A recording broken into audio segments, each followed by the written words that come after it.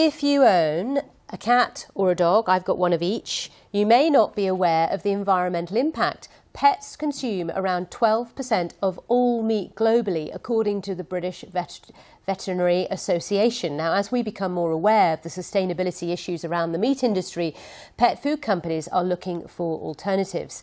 Mars Pet Care is launching Lovebug, the first cat food from a major supplier based 100% on insects. Well, Derry Watkins is European President of Mars Pet Nutrition. Welcome to the programme. Now, our viewers are very involved in this conversation because they've been sending us all their pet photos and they're concerned that some of them may not be so keen on insects in their diet. Your thoughts? Yeah, and good morning. And I think that's probably one of the questions that people have with insect protein is there a yuck factor attached to it? But actually, what our research tells us is that nearly half of cat owners say they would be interested in trying an alternative protein like insect protein. And is this just for cats at the moment?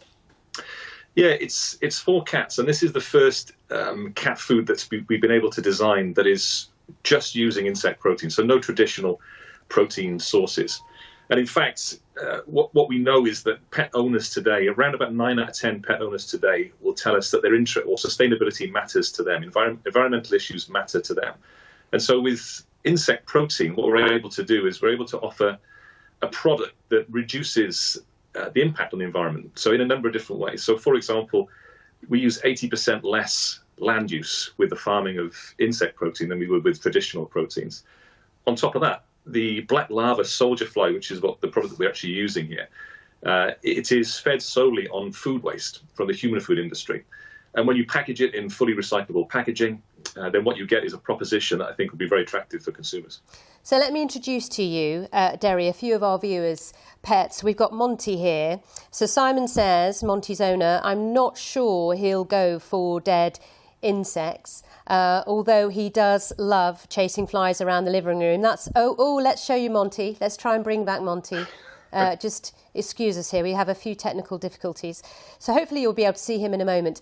But also there's lots of people. It keeps flicking off. Apologies. If you follow me on Twitter, you'll see all these pictures. But basically the question is, will pets really take to this food? We know it's environmentally friendly. We don't know how much it costs. Is it expensive? I think it's good value for money. I mean, I think what you get with that means yes, doesn't it? If we're honest. Well, no, I would say it's great value for the quality of product that you're getting. You know, I think with consumer choice, often what consumers are looking for is something that follows, if you like, their own tastes and their own choices as well. And what we're seeing in Europe and across North America is we're seeing a move towards alternative protein sources in people's diets. And what people want for themselves, often it's a positive choice that they want to make for their pets as well. And I think that's why Lovebug and an insect protein, I think, is a very positive choice. But I think what you've got to do, haven't you, is try and get people on board initially, and they're not willing to shell out a high price for something they think their pet may not consume.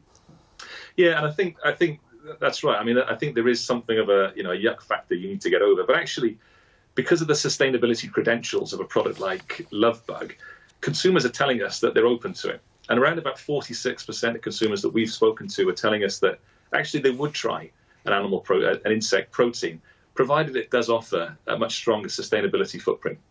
All right, Derry, we're going to leave it there, but thank you so much for being on the programme. Derry Watkins there, European President of Mars Pet Nutrition. So I'm going to try this again because, I hate to be overcome by the technical difficulties we sometimes face here. So if we can bring up these pictures, this is Roy, who, according to Roy's owner, he is a fussy eater, although he says he may try. And let's show you Monty because he is just too cute. Look at Monty, who Simon, Monty's owner, believes he will not take to eating bugs.